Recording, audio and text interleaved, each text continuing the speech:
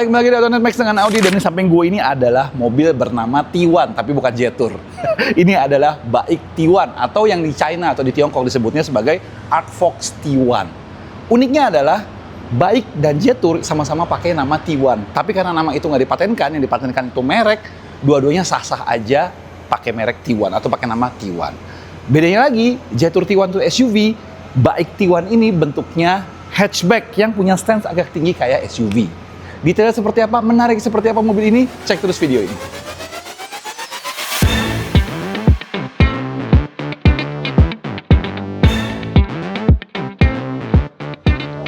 Langsung kita mulai dari segi desainnya. Desainnya sendiri sebenarnya depannya agak lumayan fresh ya, dengan light bar seperti ini. Tapi kalau kalian lihat lagi beberapa detail-detailnya sebenarnya agak-agak generik seperti halnya mobil-mobil Tiongkok lainnya.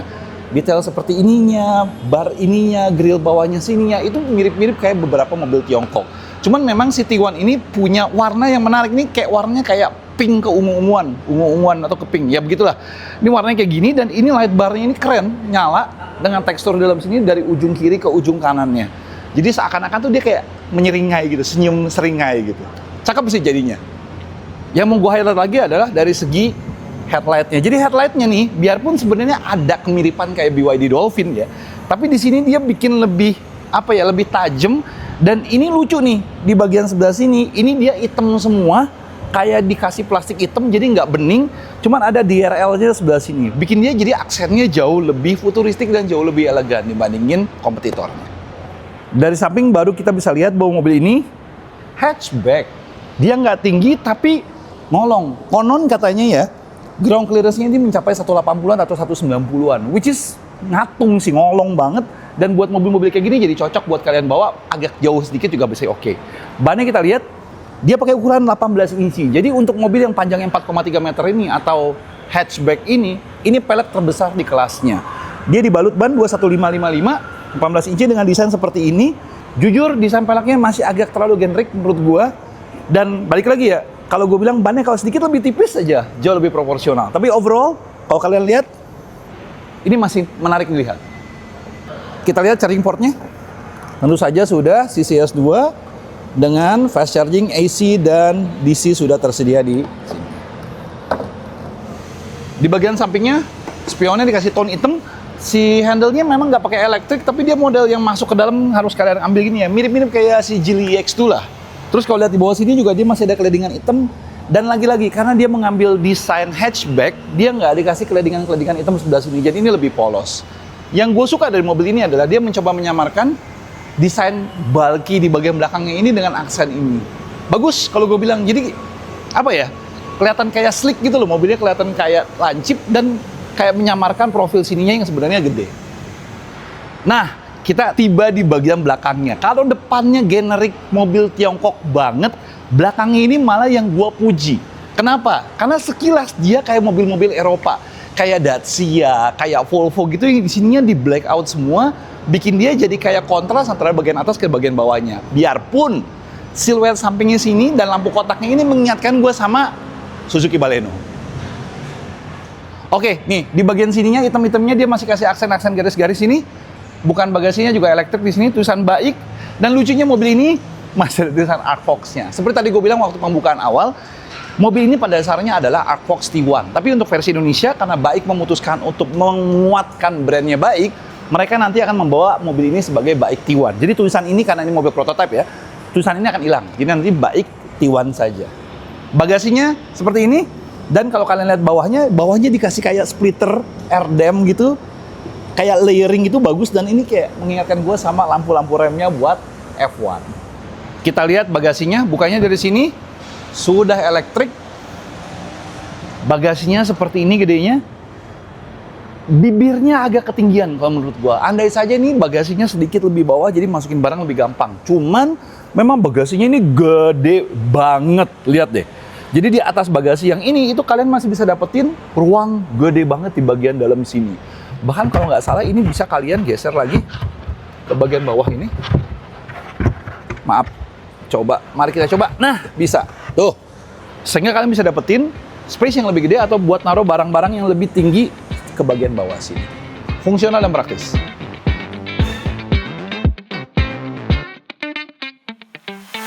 Nah, ini motor listriknya, dia pakai penggerak roda depan. Motor listriknya sendiri menghasilkan sekitar 70 kW powernya, torsinya sekitar 176 Nm, dan dipasangkan dengan baterai 42,3 kWh. Range-nya kalau menurut CLTC yang lebih longgar itu sekitar 420-an km, tapi kalau mau ngikutin WLTC yang lebih ketat, dia range-nya sekitar 310-an km. Cukup lah ya buat harian atau keluar kota sekali-kali.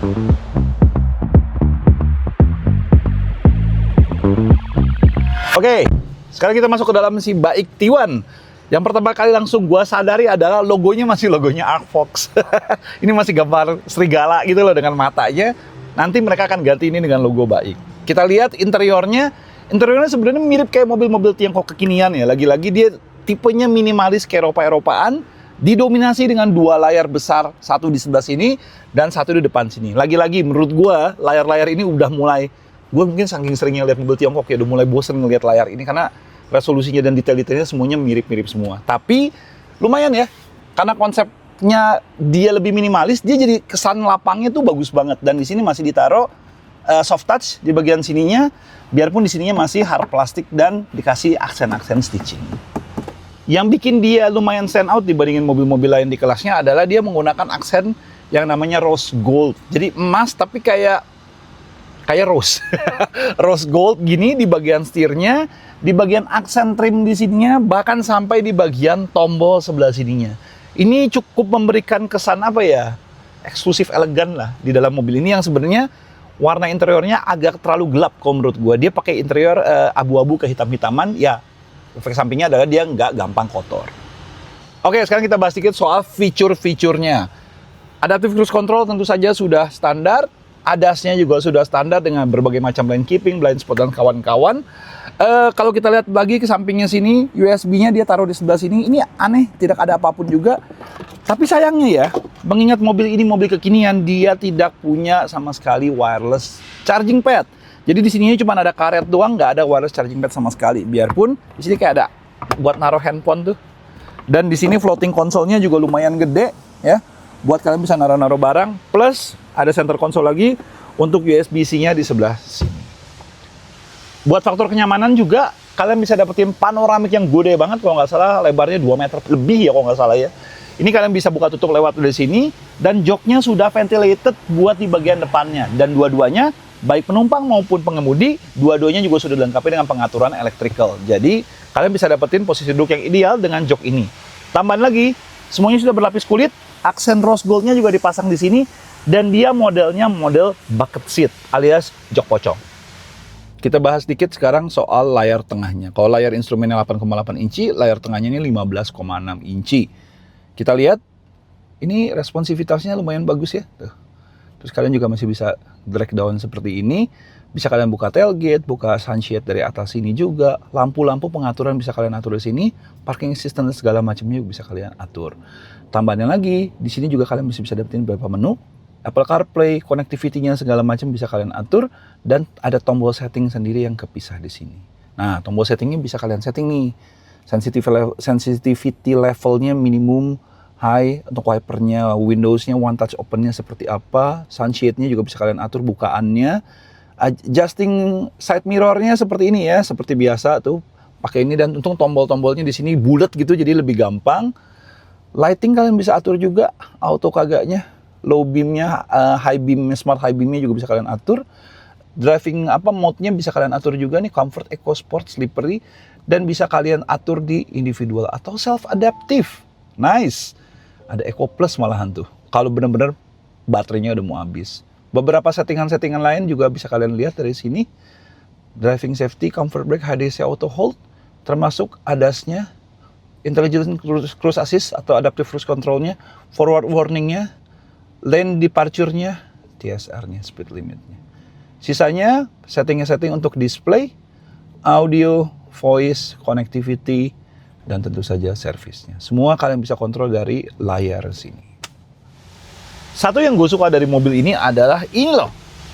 Pengaturan setirnya tilt dan teleskopik. Jadi dengan sport seat atau ala-ala bucket seat seperti ini dan pengaturan six way gini, kalian bisa dapetin posisi duduk ya, posisi mengendara yang sporty. Tambahannya lagi, ini setir kulitnya ini juga lumayan enak dipegang dan kayak ada perforatednya gitu, bikin dia kerasa sporty.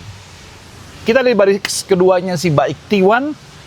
Lagi-lagi ya, khas mobil Tiongkok. Jadi for your information, mobil ini panjangnya 4,3 meter, tapi wheelbase-nya 2,7 meter, alias wheelbase-nya kurang lebih segede Innova.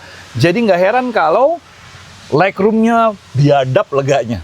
Ini posisi gua duduk tadi ya, postur gua 174. Ini hampir 20 cm legroom yang kalian bisa dapetin. Duduknya juga masih lumayan agak bersudut ya, kayak mobil-mobil Eropa. Jadi duduk di bagian belakang ini biarpun nggak terlalu sampai rebah banget, tapi masih bisa dapetin posisi duduk ideal. Cuman, ada cumannya. Sayangnya posisi duduk yang udah enak dan supporting ini tidak ditambah dengan rear armrest, karena nggak ada rear armrest sama sekali. Biarpun headrestnya udah dikasih yang full size 3 biji seperti ini, tapi nggak ada rear armrest, bikin kayak kentang gitu loh. Untuk faktor kenyamanan lainnya, USB port, USB-C udah ada, satu di sebelah sini, dan kisi-kisi AC single ada di tengah-tengah. Selain pelek gede 18 inci, ada satu fitur lagi yang nggak dipunyai sama rival-rivalnya di kelasnya dia. Bukan kamera 360. Kamera 360 semuanya juga pada punya. Dia punya auto parking.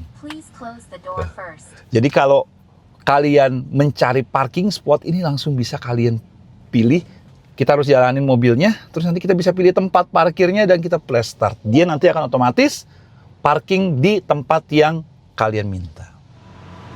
Oke, sekarang kita akan cobain auto parknya. Jadi kita lihat ada spot parkir, kita jalan. Mobilnya harus agak di depan tempat parkirnya.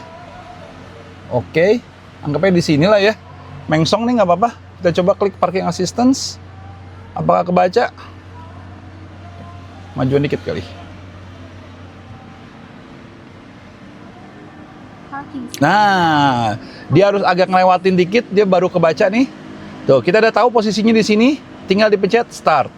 Oke, start. Kita akan lepaskan semuanya. Tuh, gue benar-benar tidak memegang setir dan tidak mengapa-ngapain. Dia akan baca ya, ada kolom di situ tuh dia akan kebaca. Tuh, dia mundurnya, tuh dia baca tuh sendiri nih. Tuh, wah ini intelligent sih. Tuh, dia langsung baca mobilnya gedenya segimana, belakangnya segimana, terus sway-nya segimana, dan ini langsung tuh, wits, maju dikit. Wah, gile, ini lumayan loh. Padahal tadi posisinya nggak ideal-ideal banget loh, tuh. Tapi dia bisa baca ini dengan bagus. Ketika sudah selesai, dia akan memutar setirnya. Oh, masih diperbaikin sedikit, masih kurang. Perfeksionis komputernya. Oke. Gua nggak pencet apapun juga. Lagi-lagi si hazardnya juga langsung nyala ya. Sama dia diperbaiki di antara dua mobil ini biar dia posisinya bisa keluar dengan pas. Dan ketika sudah selesai, dia langsung kasih unjuk tanda hijau. Selain parking in, dia juga bisa parking out. Caranya gimana? Tinggal pencet ini. Tuh, bisa ke kiri atau bisa ke kanan. Kita mau kemana nih? Ke kiri, ke kanan. Ke kanan aja udah lebih susah ya. Karena ke kiri ada ini. Start. Kita lepas. Dia langsung ada jaraknya tersisanya berapa. Tuh, sama dia dirapiin dulu dikit. Tuh, karena dia deteksi belakangnya masih ada mobil. Tuh. Dia maju. Up, gue yang deg-degan loh sumpah. Karena depannya kolom. Dia mundur, dia baca sensornya, dan dia putar lagi sejauh 2,7 meter. Memang, tuh, bahkan orang di depan aja dia langsung kebaca tuh. Dia baca, jadi kayak sonarnya itu membaca surroundingnya dia. Set, dan ini kita tinggal lanjutkan perjalanan kita. Canggih banget.